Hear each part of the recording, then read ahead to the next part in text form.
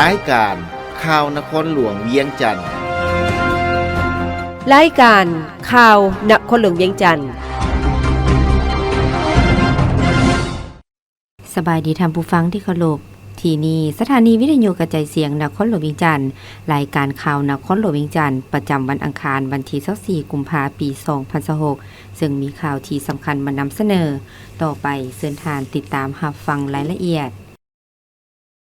มอบใบยั่งยืนพระสมณะทูตลาวและตักบาตรถวายทานแด่พระสงฆ์หมู่ใหญ่71องค์พิธีมอบใบยั่งยืนพระสมณะทูตลาวจัดขึ้นระหว่างวันที่20-21กุมภาพันธ์ที่หอธรรมสภาเป็นประธานและมอบใบยั่งยืนโดยญาทานใหญ่มหาเวทมศรีไนประธานศูนย์กลางองค์การพุทธศาสนาสัมพันธ์แห่งสาธารณรัฐประชาธิปไตยประชาชนลาว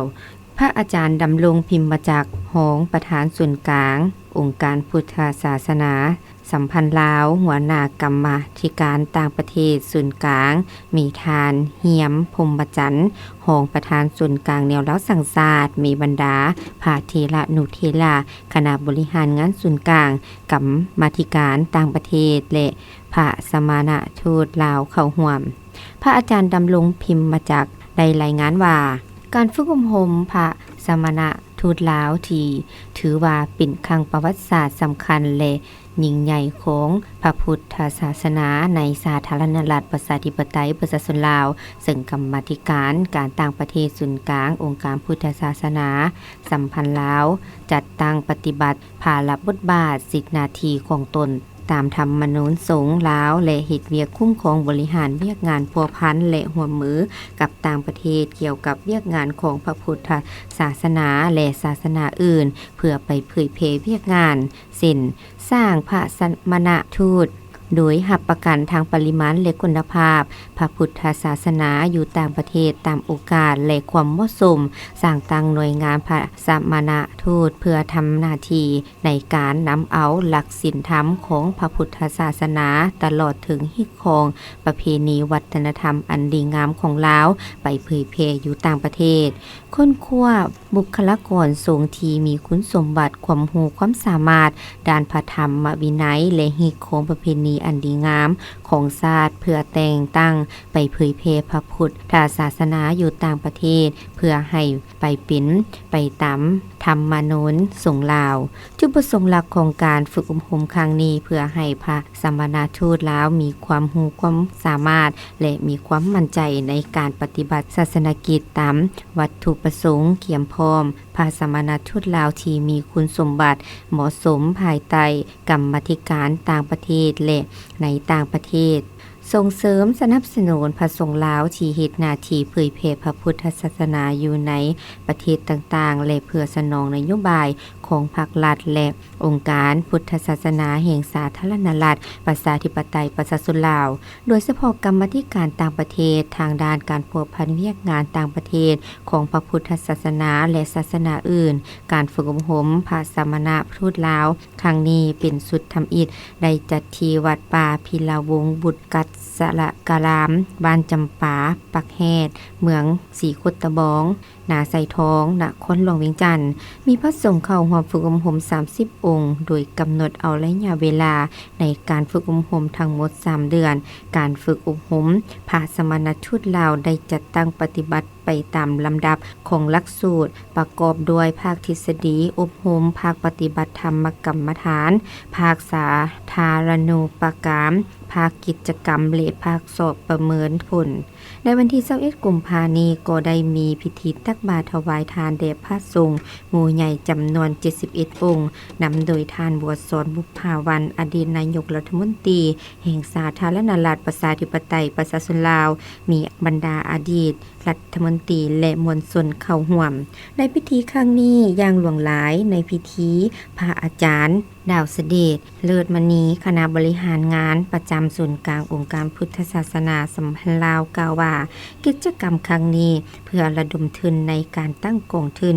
ให้พระสงฆ์ที่จะไปเผยแผ่อยู่ภายในและต่างประเทศนั้นได้มีกำลังทรัพย์และสำคัญที่สุดตามนโยบายของภาครัฐนั้นต้องกลุ่มตนเองพึงตนเองดังนั้นกรรมาธิการต่างประเทศศูนย์กลางองค์การพุทธศาสนาแห่งสาธารณรัฐประชาธิปไตยประชาชนลาวจึงระดมทุนออกตนญาติโยมทางด้านภาครัฐและเอกชนเพื่อเป็นทุนหอนในการฝึกอบรมภาสมณทูตลาวครั้งต่อไป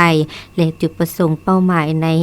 การเฮ็ดบุญในครั้งนี้นอกจากการระดมทุนแล้วเป็นการเชิดชูบูชาคุณพระมหาเถระที่มีคุณงามความดีโดยเฉพาะอดีตองค์การพุทธศาสนาแห่งสาธารณรัฐประชาธิปไตยประชาชนลาวหารือการปรับปรุงค่าแรงงานขั้นต่ำสุดให้ผู้ออกแรงงานภาควิสาหกิจในวันที่23กุมภาพันธ์2026กรมปกป้องแรงงานศูนย์กลางสหพันธ์กรรมบาลลาวร่วมกับองค์การออกสภามประจำสาธารณรัฐประชาธิปไตยประชาชนลาวจัดกองประชุมปรึกษาหารือรายงานค่าของชีพเพื่อเป็นข้อมูลพิจารณาเสนอปรับค่าแรงงานขั้นต่ำสุดให้ผู้ออกแรงงานภาควิสาหกิจขึ้นที่โรงแรมนิวโรสนครหลวงจันทน์โดยการเป็นประธานของทานวิไลวงศ์คเสริมรองประธานคณะบริหารงานส่วนกลางสหพันธ์กรรมบาลลาวมีบรรดาผู้ต่างหน้าจากโครงการองค์การผู้ประสานงานและต่างหน้าจากสหพันธ์กรรมบาลกระทรวงองค์การที่เกี่ยวข้องเข้าร่วมในโอกาสดังกล่าวทานวิไลวงศ์คเสริมได้กล่าวว่าการปรับปรุงค่าแรงงานขั้นต่ำมีการปรับปรุงเป็นแต่ละระยะอิงตามความจำเป็นทางด้านเศรษฐกิจค่าครองชีพรายรับค่าใช้จ่ายการปรับขึ้นค่าแรงงานของบรรดาประเทศใกล้เคียงและปัญหาอื่นๆที่กระทบให้พวกเฮาต้องมีการปรับปรุงค่าแรงงานขั้นต่ำในการปรับขึ้นค่าแรงงานขั้นต่ำคณะกรรมการแห่งงานแห่งชาติหรือคณะกรรมการ3ฝ่ายก็ได้มีการค้นคว้าการนำเสนอข้อมูลของแต่ละฝ่ายปรึกษาหารือและกำหนดตัวเลขของแต่ละฝ่ายเพื่อให้ภาครัฐบาลเป็นผู้ตัดสินและท่านยังได้เรียกร้องมายังบรรดาทานที่เข้าร่วมกองประชุมจงพร้อมกันยกสูงความรับผิดชอบค้นคว้าและแลกเปลี่ยนบทเรียนซึ่งกันและกันปรึกษาแก้ไขปัญหาในส่วนที่พวกเฮาขาดเว้ารวมบทเฉพาะปัญหาความเป็นเอกภาพในการกำหนดสูตรคิดไล่หรือวิธีการที่เป็นเอกภาพกันในการปรับขึ้นค่าแรงงานขั้นต่ำสุดของผู้ออกแรงงานภาควิสาหกิจเพื่อเป็นการประกอบส่วนรับประกันคุณภาพยกสูงชีวิตการเป็นอยู่ของผู้ออกแรงงานการจ้างงานที่เป็นธรรมรับประกันได้ผลประโยชน์ของชาติผลประโยชน์ของผู้ใช้แรงงานและผู้ออกแรงงานให้ดีขึ้นพัฒนาเศรษฐกิจและสังคมของชาติให้เจริญก้าวหน้าขึ้นไปเรื่อยๆกองประชุมครั้งนี้แม่นเพื่อรับฟังการนำเสนอสภาพรวมในการปรับปรุงค่าแรงงานขั้นต่ำสุดและผลการลงสำรวจราคาสินค้าอยู่แต่ละแขวงเพื่อปรึกษาหารือและแลกเปลี่ยนเกี่ยวกับการค้นคว้าค่าแรงงานขั้นต่ำภาควิสาหกิจในสาธารณรัฐประชาธิปไตยประชาชนลาวและปัญหาแรงงานอื่นๆที่เกี่ยวข้องกับปัญหาแรงงานที่เห็นว่าอยากจะนำเสนอให้มีการพิจารณาในกองประชุมคณะกรรมการแรงงานแห่งชาติครั้งที่3มอบหับสิ่งสิทธิ์เหลือของทหารอเมริกาที่หายสาบสูญในป่างสงครามอยู่ลาวในวันที่23กุมภาพันธ์2026ที่สนามบินสากลปากเซนครปากเซแขวงจำปาสักได้มีการจัดพิธีมอบหับสิ่งเศษเหลือของทหารอเมริกาที่หายสาบสูญในป่างสงครามอยู่ลาวภายหลังที่คณะวิชาการร่วมลาวอเมริกาสำเร็จการปฏิบัติงานร่วมอยู่ภาคสนามครั้งที่2ประจำศกปี2025-2026กรณี2052อยู่ภูผาที่เขตบ้านภูทองเมืองสำเนือแขวงหัวพันและกรณี1743เขตบ้านวักไตกรณี1384เขตบ้านไต ตารางใหม่เมืองกะลึมแขวงเซกองผ่านการปฏิบัติงานดังกล่าวแม้นมีเพียงแต่กรณีเดียวคือกรณี 2052 ที่ได้ถูกค้นพบสิ่งเศษเหลือของทหารอเมริกาเป็นเกียรติเข้าร่วมในพิธีมอบรับครั้งนี้ต่างหน้าให้รัฐบาลแห่งสาธารณรัฐประชาธิปไตยประชาชนลาวแม่นทานไหมทองธรรมวงศาหองรัฐมนตรีกระทรวงการต่างประเทศผู้ชี้นำเวียกงานการสำรวจและขุดค้นเพื่อสอกหาหงหอยและสิ่งเศษเหลือของทหารอเมริกาที่หายสาบสูญในป่างสงครามลาวเป็นผู้ก้าวมอบและต่างหน้าให้แก่รัฐบาลสหรัฐอเมริกาแม่นทานนางไมเคิลอุปทูตสัวข่าวสหรัฐอเมริกาประจำลาวเป็นผู้กล่าวหับโดยทรงหน้าการเข้าร่วมเป็นสักขีพยานของภาคส่วนที่เกี่ยวข้องทั้งสองฝ่ายบนจิตใจแห่งการปฏิบัตินโยบายมนุษยธรรมอันเสมอต้นเสมอปลายของรัฐบาลแห่งสาธารณรัฐประชาธิปไตยประชาชนลาวที่มีต่อรัฐบาลสหรัฐอเมริกาก็คือครอบครัวและญาติพี่น้องของทหารอเมริกาผู้ที่หายสาบสูญในป่างสงครามอยู่ลาวขณะวิชาการร่วมฝ่ายลาวได้ร่วมมือกับฝ่ายอเมริกาดำเนินการสำรวจและขุดค้นเพื่อสอบค้นหาหงหอยและสิ่งเศษเหลือของทหารอเมริกาที่หายสาบสูญในป่างสงครามอยู่ลาวแต่เหนือถึงใต้ในขอบเขตตัวประเทศและใช้เวลา41ปีตลอดระยะเวลาแห่งการร่วมมือดังกล่าวนั้นคณะวิชาการสองฝ่ายได้รับการสนับสนุนและช่วยเหลือจากเจ้าหน้าที่ท้องถิ่นที่เกี่ยวข้องก็คือพ่อแม่ประชาชนในคงเขตที่ดำเนินการสำรวจและขุดค้นอย่างตั้งหน้าตามเงื่อนไขและความอาจสามารถตัวจริงของตนดังนั้นจึงเห็นให้การร่วมมือสองฝ่ายเห็นให้การร่วมมือสองฝ่ายด้านนี้ได้รับผลสำเร็จเป็นที่น่าพึงพอใจตลอดมาและสิ่งดังกล่าวก็เป็นปัจจัยหนึ่งที่สำคัญในการสุขอยู่และส่งเสริมการพัวพันร่วมมือในด้านต่างๆระหว่างลาวและอเมริกาให้นับขยายตัวยิ่งขึ้นผ่านการปฏิบัติงานร่วมสองฝ่ายลาวอเมริการะยะผ่านมาสามารถค้นพบสิ่งเศษเหลือของทหารอเมริกาที่ได้ยังยืนและทรงมอบให้ฝ่ายอเมริกาแล้วจำนวน295คนในจำนวนผู้เสียหายสาบสูญทั้งหมด576คนหรือหลายกว่า50ส่วนห้อยซึ่งยังอีก281คนที่จำเป็นจะต้องได้สืบต่อมีการสำรวจและขุดค้นต่อไปเสื่อมซึมระบบฐานข้อมูลพ้นทุกข์และพัฒนาระบบจดทะเบียนและสถิติพลเมืองอิเล็กทรอนิกส์พิธีเซ็นบทบันทึกความเข้าใจ MOU เกี่ยวกับการเสื่อมระบบฐานข้อมูลพ้นทุกข์และพัฒนาระบบจดทะเบียนและสถิติพลเมืองอิเล็กทรอนิกส์โดยการเสื่อมสารระบบฐานข้อมูลพ้นทุกข์และพัฒนาเข้ากับระบบจดทะเบียนและสถิติพลเมืองอิเล็กทรอนิกส์เป็นเวียกงานหนึ่งที่พันขยายบรรดาวิสัยทัศน์ยุทธศาสตร์เป้าหมายโดยจะได้นำใส่ข้อมูลจากผลการประเมินสภาพพ้นทุกข์และพัฒนาตามดำรัสว่าด้วยมาตรฐานพ้นทุกข์และมาตรฐานพัฒนาฉบับเลขที่348/ลบลงวันที่16พฤศจิกายน2017โดยเฉพาะแม่นข้อมูลในภาคสมาชิกครอบครัวเส้นชื่อนามสกุลวันเดือนปีเกิดเพศอายุสถานะภาพของบุคคลที่มีในฐานข้อมูลสนองให้กับระบบจดทะเบียนและสถิติพลเมืองอิเล็กทรอนิกส์เพื่อดำเนินการจดทะเบียนการเกิดและก้าวไปถึงการออกรหัสพลเมืองในระยะผ่านมาก่อนจะมีพิธีลงนามในมือนี้ในด้านวิชาการได้ทดลองเอาข้อมูลผ่าน Excel ไปดำเนินการจดทะเบียนการเกิดแล้วเห็นว่ามีประสิทธิผลประหยัดเวลาและประหยัดงบประมาณที่จะต้องลงไปดำเนินอยู่แต่ละครอบครัวฉะนั้นจึงได้ดำเนินพิธีดังกล่าวขึ้นในวันที่20กุมภา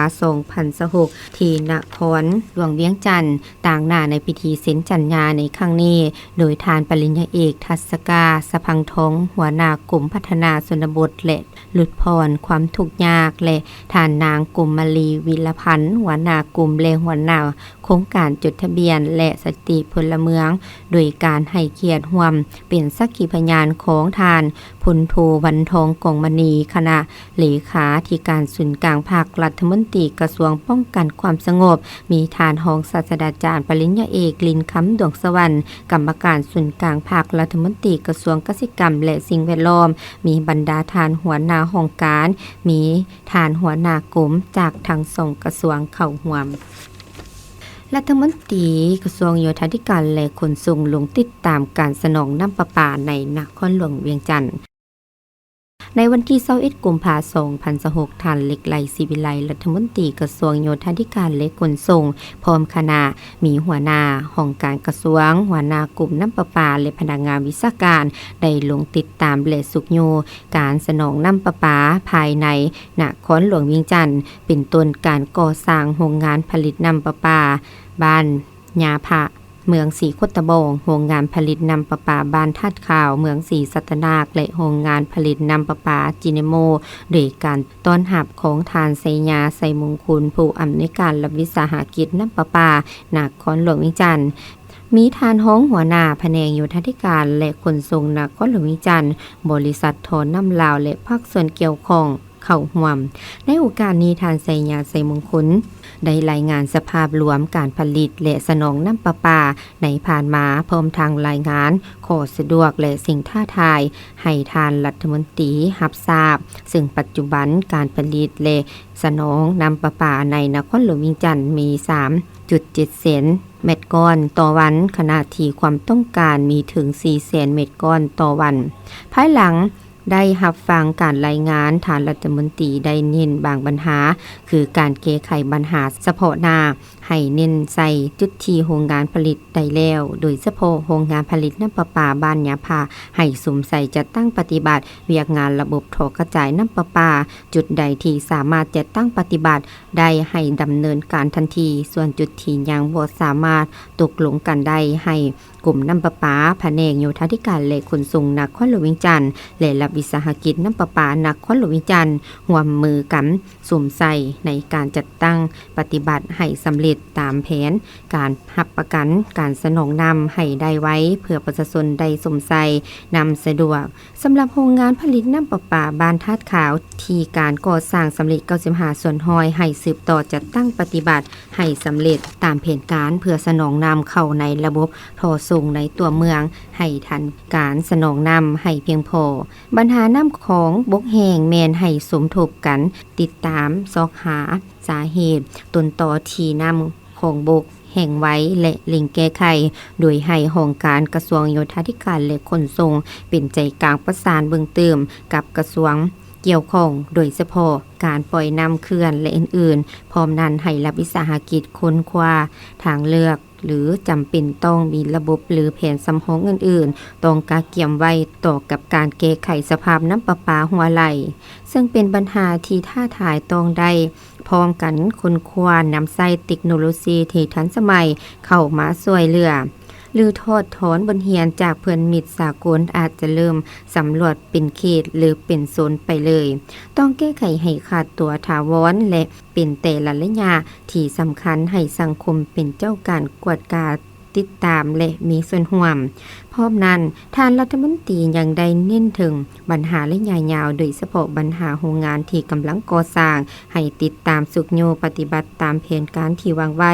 สำหรับโครงการที่ได้เซ็น MOU ไปแล้วนั่นต้องได้กวดกาคืนโครงการที่บ่ได้ถูกจัดตั้งปฏิบัติเมนให้แก้ไขบ่ให้กลายเป็นการกดน่วงทวงดึงการพัฒนาการสนองน้ำประปาในนครหลวงเวียงจันทน์เนื่องจากความต้องการนับเพิ่มขึ้นในระยะยาวให้รัฐวิสาหกิจน้ำประปานครหลวงเวียงจันทน์เป็นเจ้าการวางแผนเป็นระบบมีแผนการก่อสร้างแผนนำใช้งบประมาณให้คนครัวเป็นยุทธศาสตร์เป็นการสร้างความพร้อมเพื่อหันไปสู่การสร้างแผนห้องหับแก้ไขภัยพิบัติและอื่นๆพร้อมนั้นท่านรัฐมนตรียังเน้นความรับผิดชอบของมหาภาคก็คือกลุ่มน้ำประปาแผนกโยธาธิการและขนส่งนครหลวงเวียงจันทน์เอาใจใส่ใกล้ชิดติดแทนกับรัฐวิสาหกิจน้ำประปานครหลวงเวียงจันทน์เอาใจใส่ให้ความช่วยเหลือและแก้ไขปัญหาต่างๆบ่ให้เกยาวทั้งเป็นการรับประกันปฏิบัติหน้าที่การเมืองของตนให้ประสบผลสำเร็จเติบใหญ่ขยายตัวขึ้น หาลือการโฆษณาเผยแพร่โครงการ BRT ตามโรงเรียนที่อยู่เรียบตามเส้นทางกองประชุมปรึกษาหารือการโฆษณาเผยแพร่โครงการขนส่งแบบยืนยงในตัวเมืองนครหลวงเวียงจันทน์หรือ BRT ตามโรงเรียนที่อยู่เรียบตามเส้นทาง BRT และโรงเรียนที่ใกล้เคียงเส้นทาง BRT จัดขึ้นในวันที่23กุมภาพันธ์2026ที่แผนกโยธาธิการและขนส่งนครหลวงเวียงจันทน์ซึ่งมีทานบุญยวัฒน์นิลาไสหัวหน้าแผนกโยธาธิการและขนส่งนครหลวงเวียงจันทน์มีทานคำสวรรค์โคตรไสหัวหน้าคณะโฆษณาอบรมนครหลวงเวียงจันทน์พร้อมด้วยผู้ต่างหน้าจากป้องกันความสงบนครหลวงเวียงจันทน์หัวหน้าโครงการ BRT และภาคส่วนที่เกี่ยวข้องเข้าร่วมในพิธีทานบุญยวัฒน์นิลาไสกล่าวว่าการโฆษณาเผยแพร่โครงการขนส่งแบบยืนยงในตัวเมืองนครหลวงเวียงจันทน์ก็เพื่อเฮ็ดให้ประชาชนชาวนครหลวงเวียงจันทน์โดยเฉพาะครูอาจารย์และนักเรียนได้รับรู้เข้าใจเกี่ยวกับประวัติความเป็นมาความหมายความสำคัญและผลประโยชน์ที่จะได้รับในการนำใช้รถเมล์ด่วน BRT เพื่อโฆษณาเผยแพร่ให้ครูอาจารย์และน้องนักเรียนได้รับรู้ถึงแนวทางนโยบายของภาครัฐในการสร้างสรรค์และพัฒนาประเทศชาติให้ท่วงทันกับสภาพการในยุคปัจจุบันในใส่แก้ไขปัญหาการสัญจรแออัดโดยการหันมาใส่รถเมล์ด่วน BRT ในการเดินทางซึ่งการโฆษณาเผยแพร่ดังกล่าวจะเริ่มแต่วันที่25กุมภาพันธ์หาวันที่18มีนาคมที่จะมาถึงนี้การโฆษณาดังกล่าวแม่นเน้นใส่โรงเรียนที่เรียบตามเส้นทาง BRT และโรงเรียนที่ใกล้เคียงเส้นทาง BRT เช่นมหาวิทยาลัยแห่งชาติโรงเรียนมศ.สาธิตโรงเรียน SOS โรงเรียนมศ.ลาวเวียดและโรงเรียนมศ.มิตรภาพลาวโฮจิมินห์โรงเรียนมศ.หนองบอนโรงเรียนมศ.สินไซโรงเรียนมศ.เวียงจันทน์โรงเรียนมศ.เจ้าอนุวงศ์และโรงเรียนมศ.เพียววัดทางนี้ก็เพื่อเฮ็ดให้ชาวนครหลวงเวียงจันทน์โดยเฉพาะแม่นครูอาจารย์นักเรียนนักศึกษาที่อยู่ตามมหาวิทยาลัยสถาบันโรงเรียนต่างๆที่เรียบตามเส้นทางรถ BRT แพลนพามหันมาสมใส่รถเมล์ดังกล่าวให้หลายขึ้นเพื่อลดพรการสัญจรแออัดและมีความปลอดภัยจากอุบัติเหตุนอกจากนี้กองประชุมก็ได้ปรึกษาหารือรูปแบบการโฆษณาผ่านสื่อต่างๆอีกด้วยนอกจากนี้ในกองประชุมก็ได้ปรึกษาหารือหลายปัญหาที่ติดพันกับเวียกงานดังกล่าวตื่มอีกเปิดโครงการคุ้มครองมลพิษและสิ่งเศษเหลืออยู่สาธารณรัฐประชาธิปไตยประชาชนลาวในวันที่23กุมภาพันธ์2026นี้ที่นครหลวงเวียงจันทน์ได้มีกองประชุมเปิดโครงการคุ้มครองมลพิษและสิ่งเศษเหลืออยู่สาธารณรัฐประชาธิปไตยประชาชนลาวโดยการเป็นประธานร่วมของท่านเดชสงครามธรรมวงศ์รองรัฐมนตรีกระทรวงโยธาธิการและขนส่งมีท่านจันทเนศบัวละพารองรัฐมนตรีกระทรวงเกษตรกรรมและสิ่งแวดล้อมมีท่านนางวิไลวรจันทรตรีรองประธานคณะกรรมการปกครองนครหลวงเวียงจันทน์มีท่านเจเฮอินบัสรองประธานฝ่ายการสื่อสารและเวียกงานพัวพันมวลชนธนาคารโลกโดยมีท่านหัวหน้ากลุ่มรองกลุ่มหัวหน้าแผนกของหัวหน้าแผนกและภาคส่วนที่เกี่ยวข้องเข้าร่วมในกรมประชุมท่านจันทเนศบัวละพารองรัฐมนตรีกระทรวงเกษตรกรรมและสิ่งแวดล้อมได้กล่าวว่าในระยะผ่านมาทางสองกระทรวงก็คือกระทรวงเกษตรกรรมและสิ่งแวดล้อมและกระทรวงโยธาธิการและขนส่งได้ร่วมกันกักเกี่ยมโครงการคุ้มครองมลพิษและสิ่งเศษเหลือซึ่งเป็นแผนเวียกโครงการบุริมสิทธิ์ที่นอนในแผนพัฒนาเศรษฐกิจสังคมแห่งชาติเพื่อสนับสนุนการจัดตั้งปฏิบัติยุทธศาสตร์เติบโตสีเขียวแห่งชาติแผนดำเนินงานแห่งชาติเกี่ยวกับการคุ้มครองพลาสติกของสาธารณรัฐประชาธิปไตยประชาชนลาวปี 2024-2030 และแถลงการอาเซียนเกี่ยวกับพลาสติกในปี 2024 ที่สาธารณรัฐประชาธิปไตยประชาชนลาวเป็นเจ้าภาพสำหรับกระทรวงเกษตรกรรมและสิ่งแวดล้อมแม่นรับผิดชอบในองค์ประกอบที่ 1 เกี่ยวกับการยกระดับระบบการคุ้มครองสิ่งเศษเหลือและมลพิษโดยเฉพาะเกี่ยวกับการยกระดับการติดตามมลพิษและการบังคับใช้ ระเบียบการและการสร้างความเข้มแข็งให้แก่ระบบการคุ้มครองสิ่งสิ้นเรือและพลาสติกซึ่งมีหลายแขนงการที่นอนในกระทรวงรับผิดชอบและแต่ละองค์ประกอบย่อยเป็นต้นแม่นกรมสิ่งแวดล้อมกรมกวดกาทรัพยากรธรรมชาติและสิ่งแวดล้อมสถาบันนิเวศกรมทรัพยากรน้ำและห้องการกองทุนปกปักรักษาสิ่งแวดล้อมและป่าไม้เพื่อเฮ็ดให้เป้าหมายของโครงการบรรลุสำเร็จตามแผนการและตัวชี้วัดที่กำหนดไว้ซึ่งได้เรียกร้องให้บรรดาภาคส่วนที่เกี่ยวข้องโดยเฉพาะภาคส่วนที่จะตั้งปฏิบัติโครงการจะต้องได้เอาใจใส่รับผิดชอบบรรดากิจกรรมของแขนงการของตนและกาเขียมแผนการเคลื่อนไหวเวียกงานตามกำหนดเวลารับประกันทางด้านคุณภาพมีประสิทธิภาพประสิทธิผลถูกต้องตามระเบียบหลักการและสามารถตรวจสอบได้พร้อมทางรายงานให้ภาคส่วนรับผิดชอบโครงการก็คือโครงการกองทุนและผู้ให้ทุนรับทราบกองประชุมครั้งนี้ถือได้ว่าเป็นกองประชุมที่สำคัญในการกำหนดทิศทางในการจัดตั้งปฏิบัติโครงการให้บรรลุตามจุดประสงค์และเป้าหมายโดยเฉพาะ2ภาคส่วนคือกระทรวงเกษตรกรรมและสิ่งแวดล้อมและกระทรวงโยธาธิการและขนส่งที่รับผิดชอบคุ้มครององค์ประกอบ1และ2ของโครงการและเรียกร้องให้ทุกภาคส่วนที่เกี่ยวข้องมีการร่วมประสานสมทบกันอย่างใกล้ชิดและพร้อมกันจะตั้งปฏิบัติบรรดากิจกรรมของโครงการให้สำเร็จผล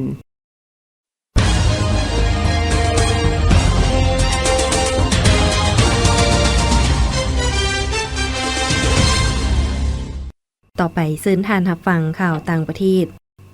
88ประเทศและองค์การจัดตั้งสากลเซ็นแถลงการณ์นิวเดลีเกี่ยวกับปัญญาประดิษฐ์กองประชุมสุดยอดเกี่ยวกับการกระทบของปัญญาประดิษฐ์2026หาก็สิ้นสุดลงอยู่นครหลวงนิวเดลีประเทศอินเดียโดยมี88ประเทศและองค์การจัดตั้งสากลเซ็นแถลงการณ์นิวเดลีเกี่ยวกับปัญญาประดิษฐ์ซึ่งถือว่าแม่นขีดหมายสำคัญในการพยายามสร้างขอบเขตการร่วมมือทั่วโลกด้วยอุตสาหกรรมปัญญาประดิษฐ์ข่าวระบุว่าอิงตามหลักการผลประโยชน์ความผาสุกให้ทุกคนแถลงการนิวเดลียืนยันว่าเป็นมากผลและผลจากปัญญาประดิษฐ์ต้องได้จัดแบ่งอย่างเสมอภาพบ่ให้ประเทศใดหรือกลุ่มสังคมใดถือไว้บ่ให้ประเทศใดหรือกลุ่มสังคมใดถูกปะอยู่เบื้องหลัง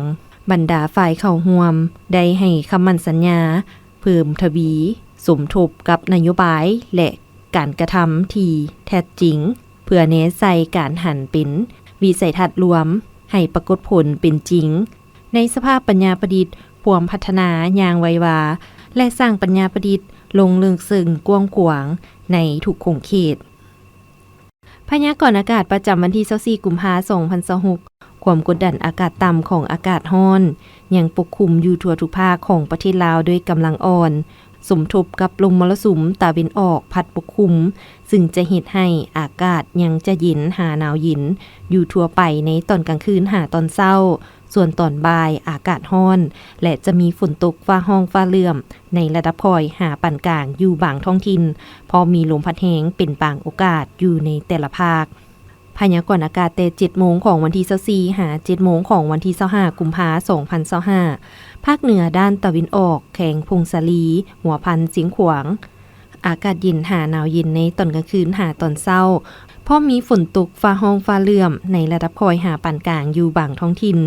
มีลมพัดแรงเป็นบางโอกาสหรือเนื้อที่ปกคลุมของฝนเท่ากับ40ส่วนห้อยของภาคอุณหภูมิระหว่าง14หา28องศา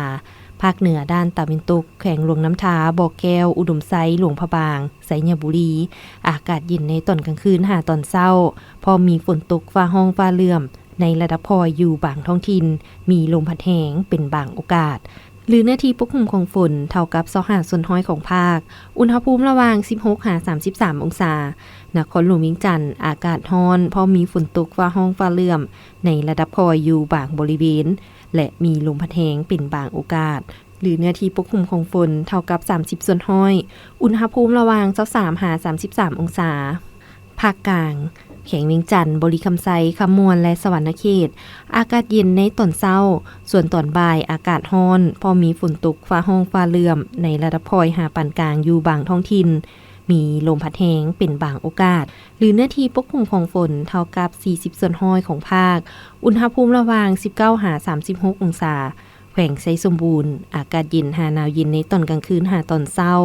พอมีฝนตกฟ้าห้องฟ้าเหลื่อมในระดับคอยหาปานกลางอยู่บางบริเวณและมีลมพัดแรงเป็นบางโอกาสหรือเนื้อที่ปกคลุมของฝนเท่ากับ30ส่วนห้อยอุณหภูมิระหว่าง15 30 องศาภาคใต้แขวงสารวันจำปาสักสีกองและอัตตปืออากาศเย็นในตอนเช้าส่วนตอนบ่ายอากาศร้อนจะมีฝนตกฟ้าห้องฟ้าเหลื่อมในระดับคอยอยู่บางท้องถิ่นพอมีลมพัดแรงเป็นบางโอกาสหรือเนื้อที่ปกคลุมของฝนเท่ากับ15ส่วนห้อยของภาคอุณหภูมิระหว่าง21 37 องศาสำหรับเขตภูเพียงบริเวณอากาศเย็นหาหนาวเย็นพอมีฝนตกในระดับคอยอยู่บางบริเวณและมีลมพัดแรงเป็นบางโอกาสหรือเนื้อที่ปกคลุมของฝนเท่ากับ20ส่วนห้อยอุณหภูมิระหว่าง14-28 องศาที่ท่านผู้ฟังพาไปนั่นก็เป็นข่าวนครหลวงวิงจันทน์ถามผู้ฟังที่เคารพรายการข่าวพักนี้ได้เสียงสุดลงเพียงเท่านี้ลีโลเพชรชมพูพร้อมด้วยอุไรวันแสงพระจันทร์อ่านสบายดี